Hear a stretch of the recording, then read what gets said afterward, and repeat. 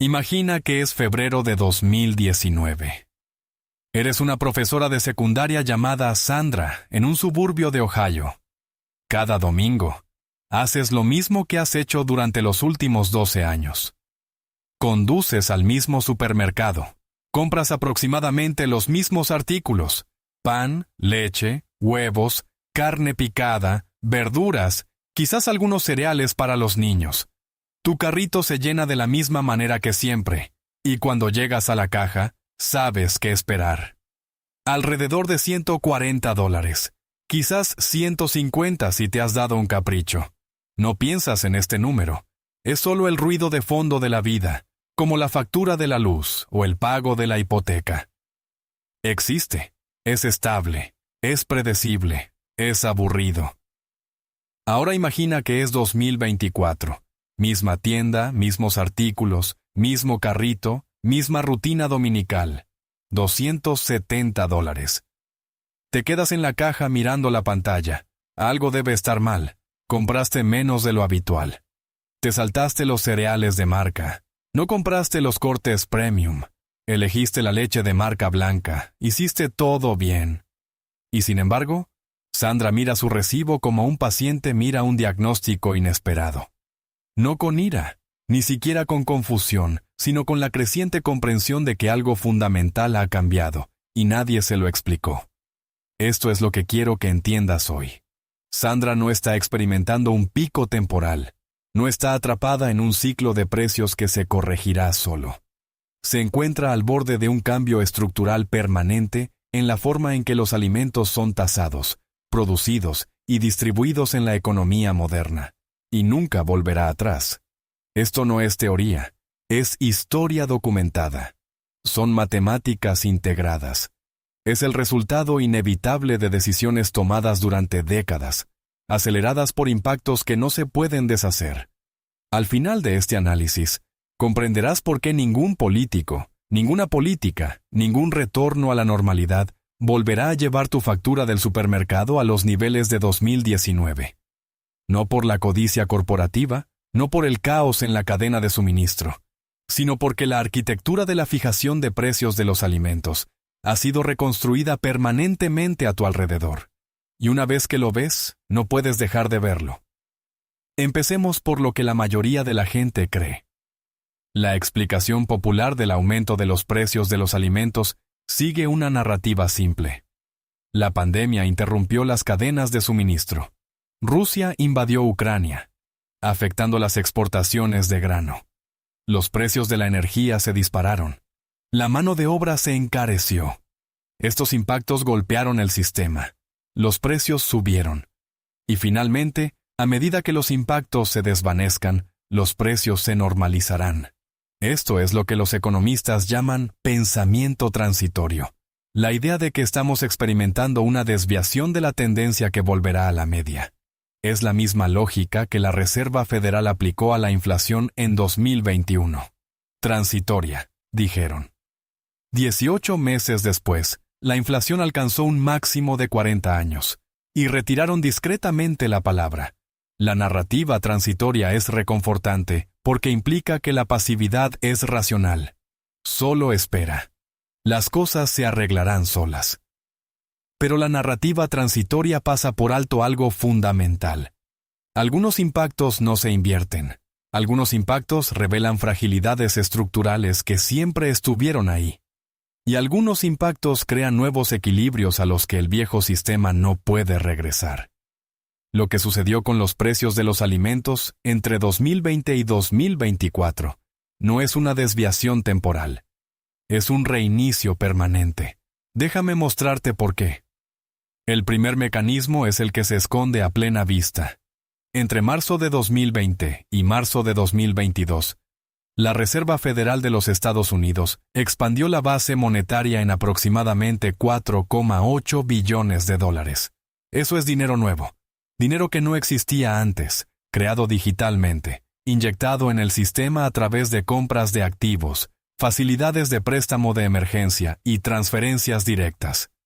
Para poner esto en perspectiva, en toda la historia de los Estados Unidos antes de 2020, La base monetaria total era de aproximadamente 3,4 billones de dólares. En 2 años, la Reserva Federal añadió más dinero nuevo del que había existido en toda la historia anterior de la nación. Esto no es controvertido. Son datos públicos de la Reserva Federal. Ahora, aquí está el mecanismo que la mayoría de la gente no entiende.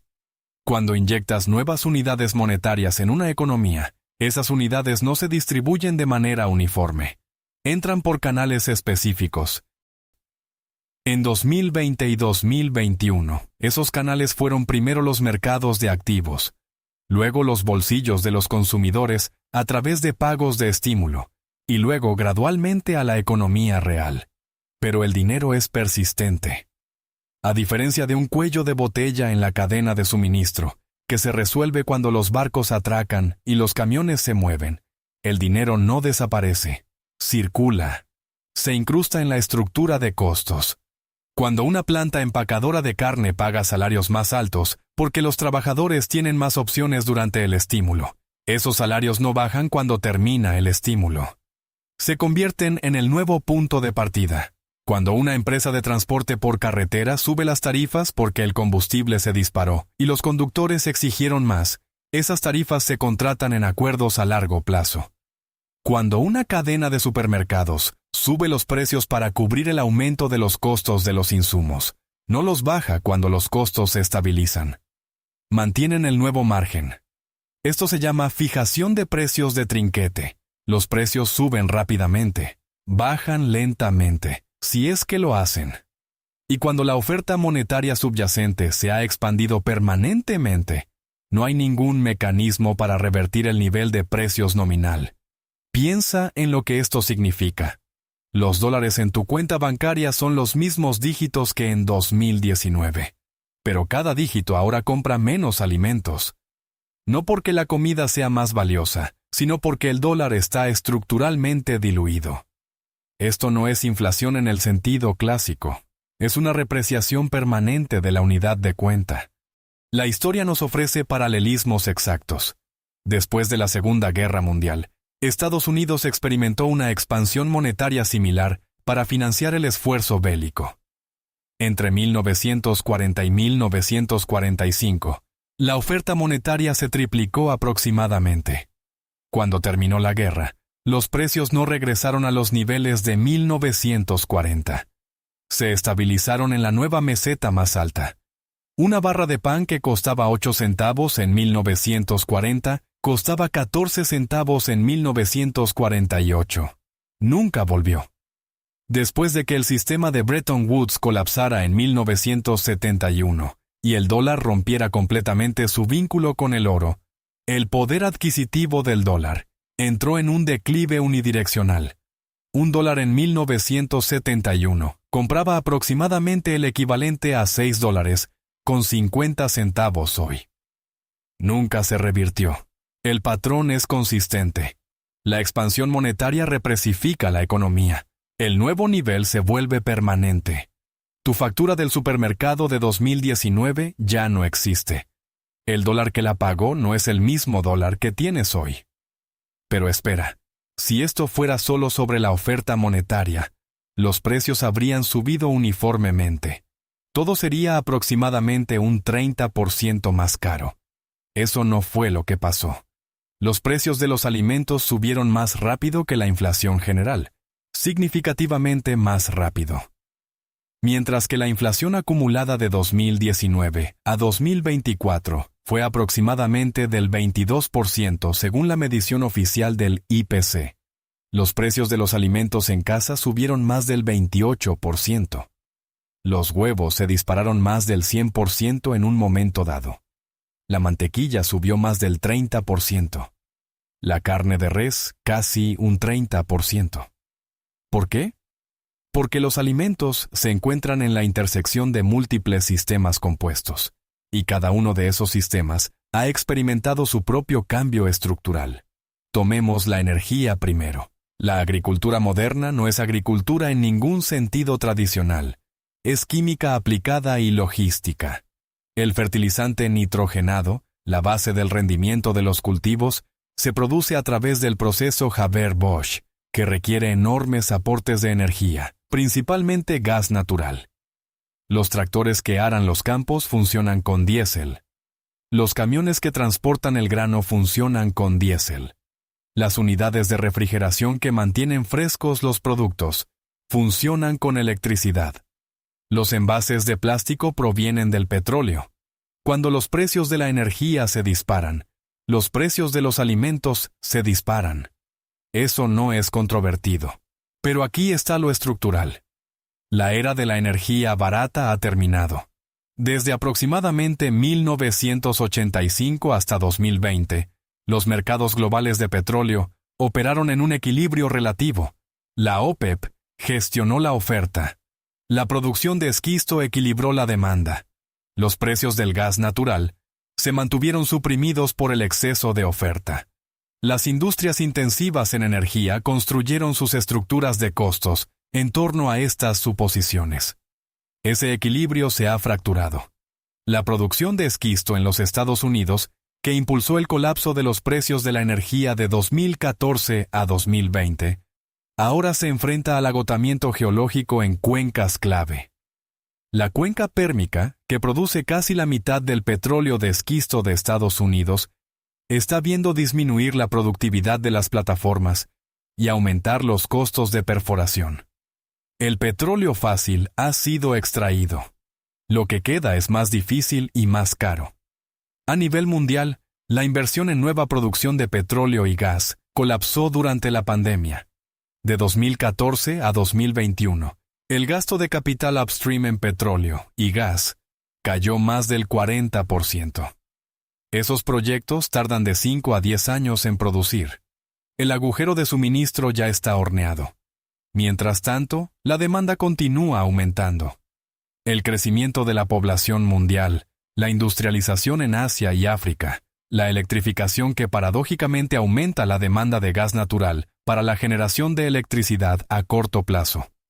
El resultado es un nuevo piso de precios de la energía, no un pico, un piso. Y ese piso está integrado en cada caloría que comes. Ahora, sumemos la consolidación. El sistema alimentario estadounidense no es un mercado libre, es un oligopolio.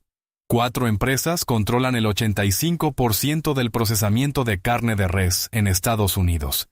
Tyson, JBS, Cargill y National Beef. 4 empresas, 85%. Para la carne de cerdo, 4 empresas controlan el 70%. Para el pollo, 4 empresas controlan el 60%. En el comercio minorista de comestibles, 4 cadenas controlan más del 45% de todas las ventas de comestibles: Walmart, Kroger, Albertsons y Costco. En la distribución de alimentos, 3 empresas manejan la mayoría de todos los productos que van de la fábrica al estante. Esto no es un accidente. Es el resultado de 40 años de permisividad regulatoria, actividad agresiva de fusiones y una estrategia de mercado deliberada.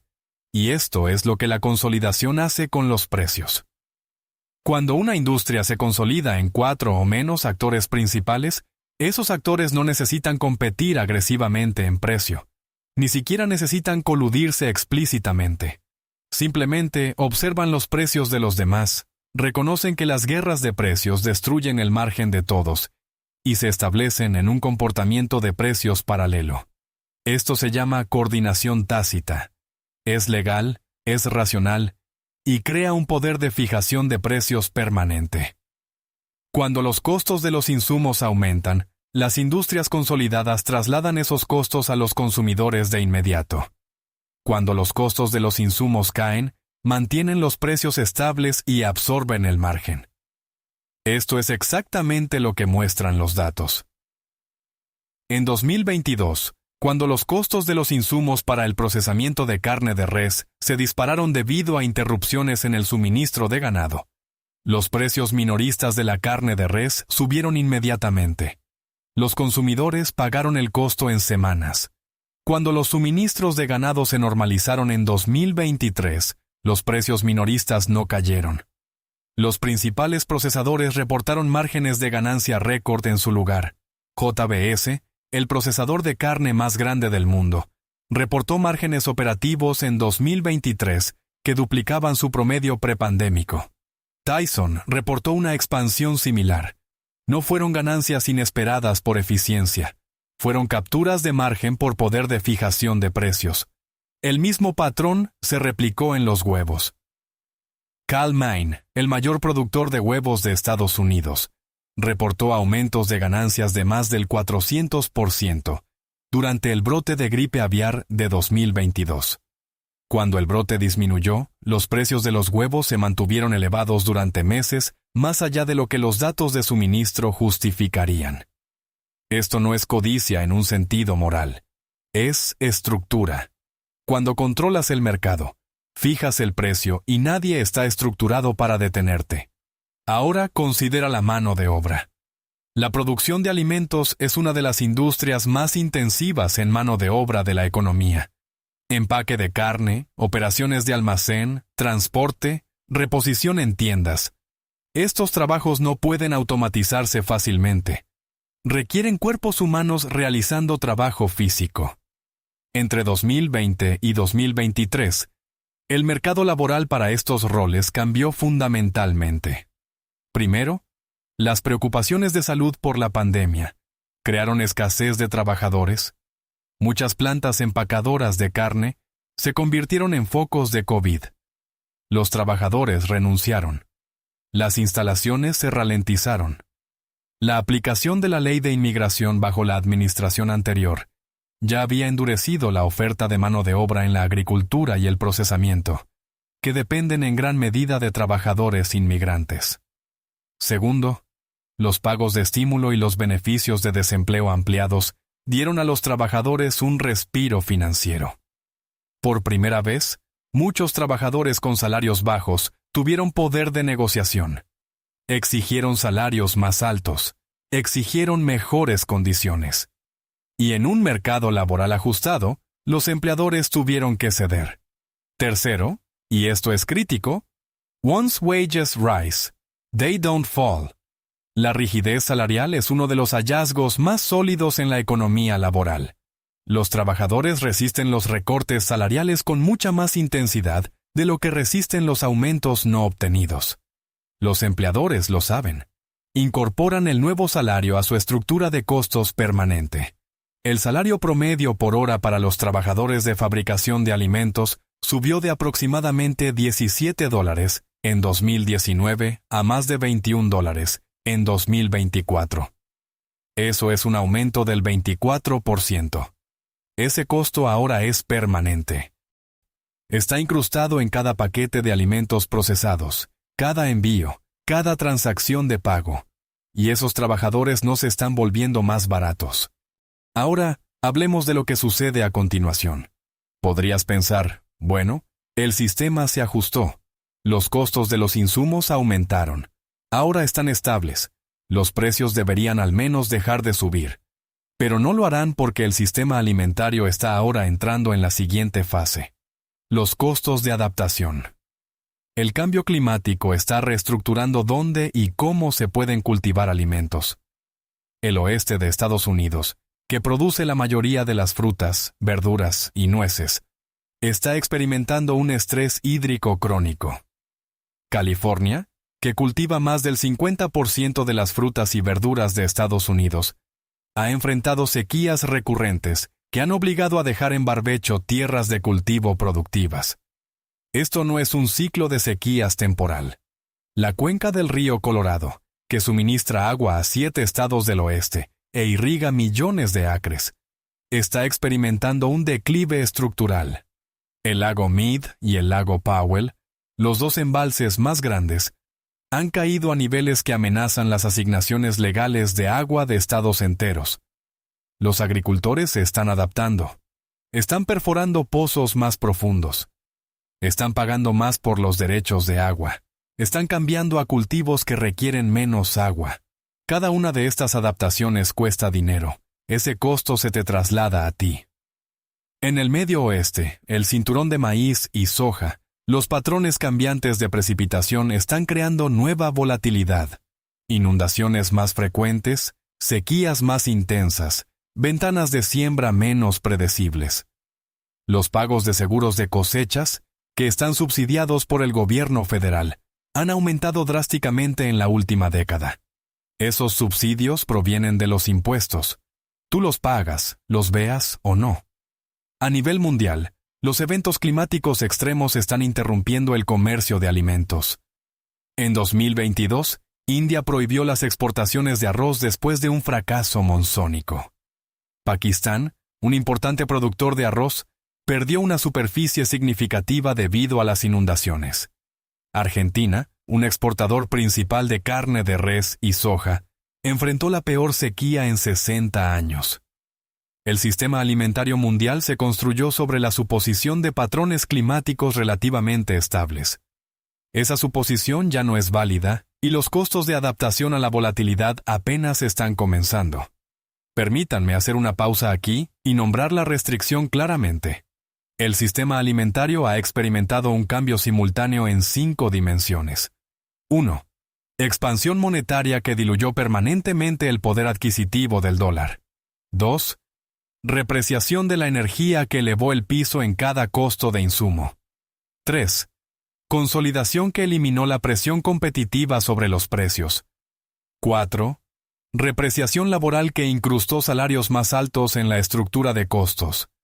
5. Adaptación climática que crea aumentos de costos compuestos continuos. Ninguno de estos factores es temporal. Ninguno de ellos se invierte por sí mismo y se combinan. Esta es la trampa. No hay una palanca política que revierta los 5. La Reserva Federal no puede desimprimir dinero sin colapsar los mercados de activos que ahora dependen de esa liquidez. La producción de energía no puede volver a la economía de 2015 sin una inversión de capital masiva que tarda una década en materializarse. Una acción antimonopolio contra la consolidación alimentaria llevaría años de litigios y enfrentaría una feroz oposición de la industria. Los salarios no pueden reducirse sin desencadenar disturbios laborales y una reacción política. El cambio climático no puede revertirse en ninguna escala de tiempo humana. Cada una de estas restricciones es individualmente difícil de abordar. Juntas forman un sistema interconectado que crea un nuevo equilibrio de precios permanente. Tu factura del supermercado no volverá a los niveles de 2019. No puede. La historia nos dice qué sucede después.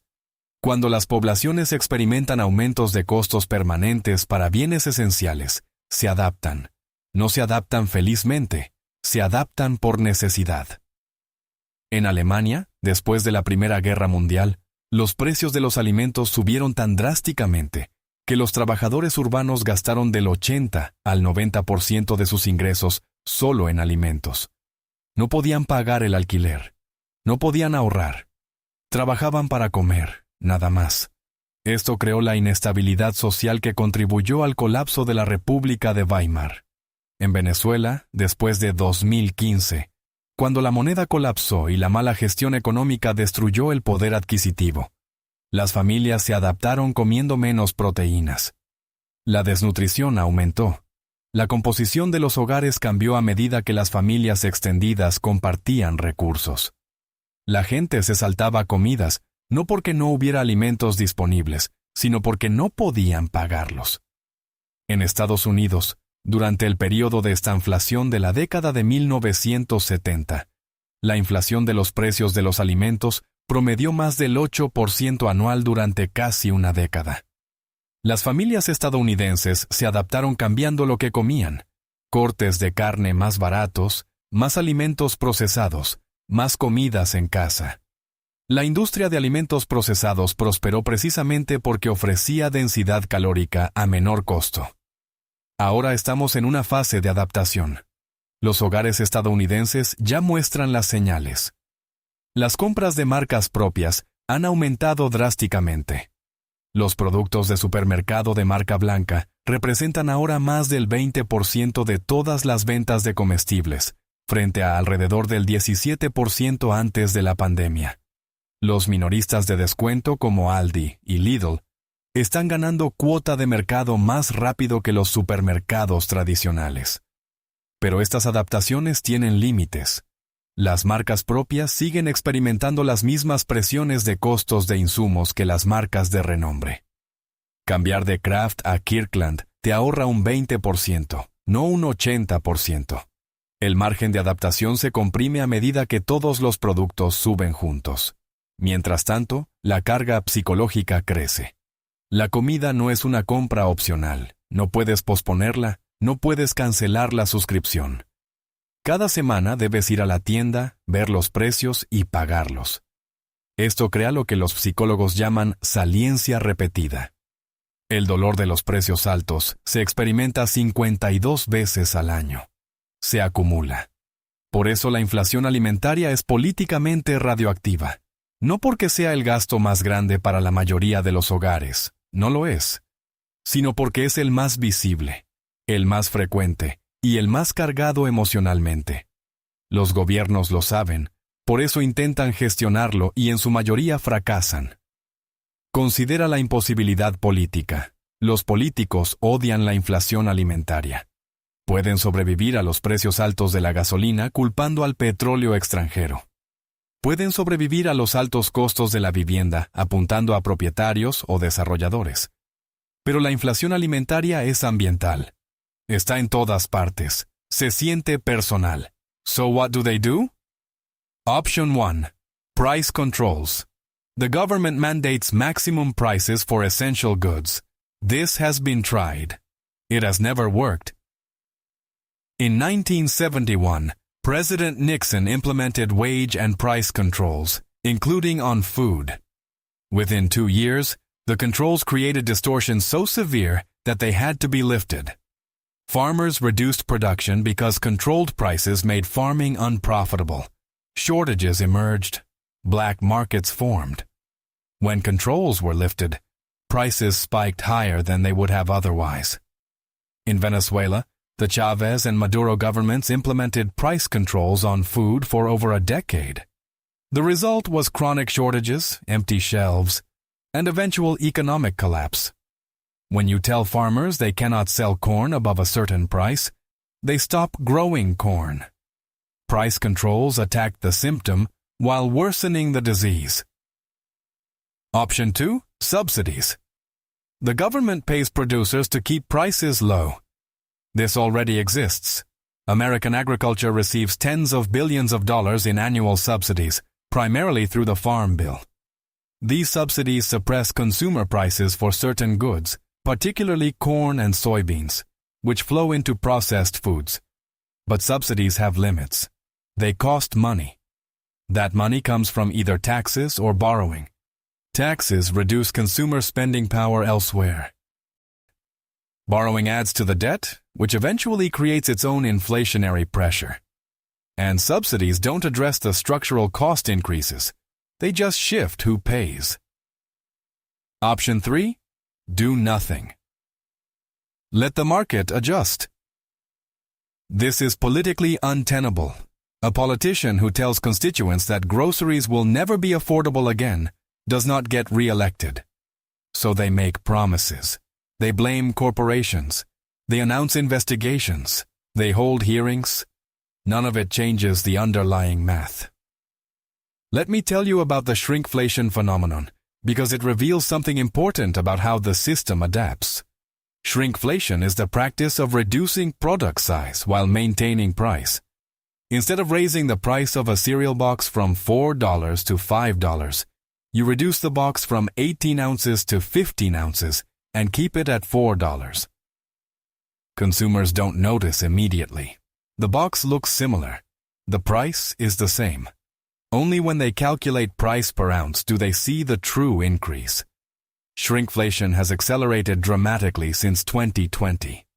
Academic researchers tracking product sizes found that over 30% of commonly purchased grocery items experienced size reductions between 2020 and 2024.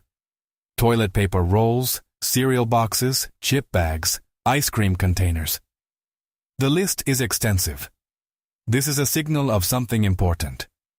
Companies know that explicit price increases trigger consumer backlash, so they hide the increase.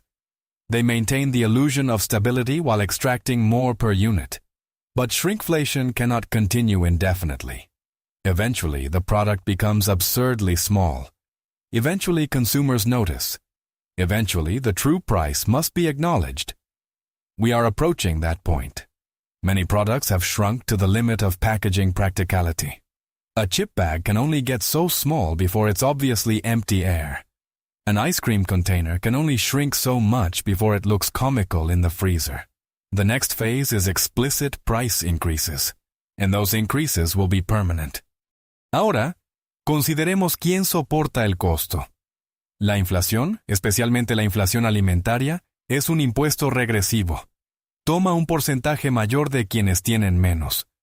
Una familia que gana $40,000 al año gasta aproximadamente el 35% de sus ingresos en alimentos y vivienda. Una familia que gana $200,000 gasta aproximadamente el 15% en las mismas categorías. Cuando los precios de los alimentos suben un 28%, la familia de bajos ingresos pierde un 10% adicional de sus ingresos discrecionales. La familia de altos ingresos pierde un 4% adicional. La familia pobre recorta las necesidades. La familia rica recorta los lujos. Esto no es especulación. Son datos federales de la Oficina de Estadísticas Laborales. La inflación alimentaria ha sido y seguirá siendo un mecanismo de transferencia de riqueza de los hogares de bajos ingresos a las empresas que producen y venden alimentos. Esto no es intencional en el sentido conspirativo. Nadie se sentó en una habitación y lo diseñó así, pero es el resultado matemático del sistema que hemos construido. Y aquí está el incómodo eco histórico. Cada período inflacionario importante en la historia moderna ha coincidido con una mayor inestabilidad social. La Alemania de Weimar, Estados Unidos en los años 70, Argentina en los 2000, la Venezuela moderna. Cuando las poblaciones sienten que la promesa básica de participación económica se ha roto, cuando trabajan a tiempo completo y aún no pueden permitirse comer bien, pierden la fe en el sistema. Esa pérdida de fe se expresa de manera diferente según el contexto. A veces en protestas, a veces en elecciones, a veces en violencia. No estoy prediciendo qué forma tomará esa expresión en Estados Unidos. Estoy observando que las condiciones que históricamente precedieron a la ruptura social están ahora presentes. ¿Qué pasa con la tecnología? ¿Qué pasa con la eficiencia? ¿Qué pasa con la innovación? Esta es la esperanza a la que muchos se aferran, la idea de que la innovación de alguna manera romperá la curva de costos, que las granjas verticales, la carne cultivada en laboratorio, la automatización o la IA perturbarán el sistema alimentario y reducirán los precios. Permítanme templar esa esperanza con pruebas. La agricultura vertical ha estado en desarrollo durante más de una década. Produce aproximadamente el 0,001% de las verduras de Estados Unidos. Los costos de energía de la agricultura interior son de 10 a 20 veces más altos que los de la agricultura de campo. Ninguna granja vertical comercial ha logrado rentabilidad a escala. La tecnología existe, la economía no. La carne cultivada en laboratorio ha estado en desarrollo desde 2013. 10 años después, todavía no se puede comprar en un supermercado. Los costos de producción siguen siendo de más de $100 por libra. El camino regulatorio es incierto. La aceptación del consumidor no está probada. Incluso las proyecciones optimistas sitúan la relevancia del mercado a 10 o 15 años vista. La automatización en la agricultura está aumentando.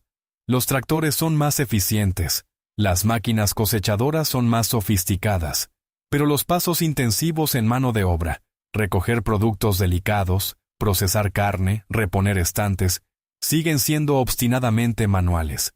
Y la automatización requiere inversión de capital, lo que eleva los costos a corto plazo antes de reducirlos a largo plazo. La IA puede optimizar la logística, puede reducir el desperdicio, puede mejorar las predicciones de rendimiento, pero no puede reducir el costo fundamental de la energía, la mano de obra, la tierra y el agua.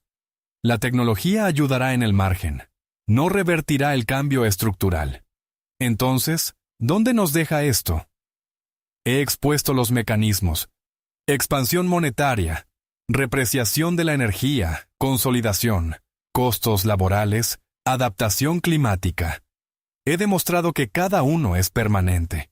He demostrado que se combinan. He explicado por qué la intervención política fracasa. He descrito quién soporta el costo. Ahora, permítanme ser preciso sobre lo que no estoy diciendo. No estoy diciendo que los precios de los alimentos se hiperinflacionen. No lo harán. Estados Unidos no es la Alemania de Weimar o Venezuela. El dólar sigue siendo la moneda de reserva global. Las instituciones están degradadas pero funcionales. El sistema alimentario está estresado pero no colapsando. No estoy diciendo que habrá escasez. Probablemente no la habrá. La agricultura estadounidense es lo suficientemente productiva como para alimentar a la población. El problema es el precio, no la disponibilidad. No estoy diciendo que debas entrar en pánico. El pánico no cambia nada. La información cambia las decisiones. Lo que sí estoy diciendo es esto. La relación entre tus ingresos y el costo de tus alimentos ha cambiado permanentemente. El ajuste que ya has hecho, comprar menos, elegir más barato, saltarte artículos, no es temporal, es adaptativo, es el nuevo equilibrio. El nivel de vida que un determinado ingreso proporcionaba en 2019 no es el nivel de vida que proporciona en 2024, y no volverá. Esto no es una función de un fracaso político, aunque la política contribuyó. No es una función de la codicia corporativa, aunque las corporaciones capturaron el margen. No es una función de la mala suerte, aunque los choques aceleraron el cronograma. Es el resultado de sistemas diseñados para operar en condiciones que ya no existen. La historia no se repite, pero rima. En la década de 1970, las familias estadounidenses se adaptaron a la estanflación cambiando fundamentalmente sus patrones de consumo. Compraron casas más pequeñas, tuvieron menos hijos, condujeron coches más pequeños, comieron más alimentos procesados. Esas adaptaciones se volvieron permanentes. Definieron los años 80 y 90. La cultura cambió para adaptarse a la nueva realidad económica. Ahora estamos en un punto de inflexión similar. Las adaptaciones que las familias están haciendo hoy, más cocina en casa, menos variedad, más marcas propias, menos lujos, definirán la década de 2030. Los niños que crecen ahora considerarán estas adaptaciones normales. No recordarán el antes y la vida continuará. La gente trabajará, la gente comerá, la gente criará familias. El sistema funcionará, pero funcionará de manera diferente. Funcionará con menos holgura, menos margen, menos perdón. Funcionará de una manera que castiga la movilidad descendente más rápido y recompensa la movilidad ascendente más lentamente. Este es el mundo que hemos construido de forma no intencional, estructural e irreversible. Una nota breve pero necesaria. Todo lo que he compartido hoy es análisis histórico y educativo. No es asesoramiento financiero. No es orientación de inversión. No te estoy diciendo qué comprar, qué vender, o cómo posicionar tu cartera. Te estoy mostrando el sistema. Lo que hagas con esa comprensión es tu decisión. Permítanme cerrar donde abrí. Sandra, la maestra de Ohio, todavía va al mismo supermercado todos los domingos. Su carrito es más pequeño de lo que solía ser. Ahora verifica los precios por unidad, algo que nunca hizo antes. Tiene una lista mental de cosas que solía comprar y que ya no compra. Ya no está enojada. Se ha ajustado. Sus hijos también se están ajustando. No piden los cereales de marca. Conocen la respuesta. Este ajuste no es una fase, es un acuerdo. Es la aceptación de un nuevo arreglo entre lo que gana y lo que puede permitirse. No entiende completamente por qué sucedió. Escuchó sobre las cadenas de suministro en Ucrania y las ganancias corporativas. Todo sonaba a ruido. Lo que sabe es el número en el recibo, $270. Ese número no volverá a 140. El mecanismo que lo revertiría no existe. Los dólares que gana hoy no son los dólares que ganó en 2019. Los alimentos que compra hoy no tienen el precio del mismo sistema que los valoró en 2019. Las empresas que le venden no tienen ningún incentivo para bajar los precios. El gobierno no tiene ninguna herramienta que los obligue a hacerlo. Ella está viviendo en el nuevo equilibrio. Ella simplemente aún no le ha puesto un nombre completo. Pero tú sí. Has visto la expansión monetaria, el piso energético, el poder de mercado consolidado, los costos salariales incrustados, la carga de adaptación climática. Has visto cómo se entrelazan, cómo ninguno de ellos se invierte, cómo se acumulan con el tiempo. Has visto el patrón, y una vez que lo ves, no puedes dejar de verlo. La mayoría de la gente experimenta los cambios económicos como el clima. Llueve, se mojan, esperan el sol. No preguntan por qué cambió el clima. Si quieres entender el clima, ver los sistemas debajo de los síntomas, estudiar las autopsias antes de que se escriban, entonces considera suscribirte. Los patrones ya están en movimiento. La única pregunta es si los ves antes de que lleguen. Si este análisis cambió la forma en que miras el recibo de tu bolsa de supermercado, suscríbete y dale me gusta al canal. Estamos desenterrando la historia económica que han intentado enterrar. Prepárate para la nueva realidad. La próxima investigación se abrirá pronto.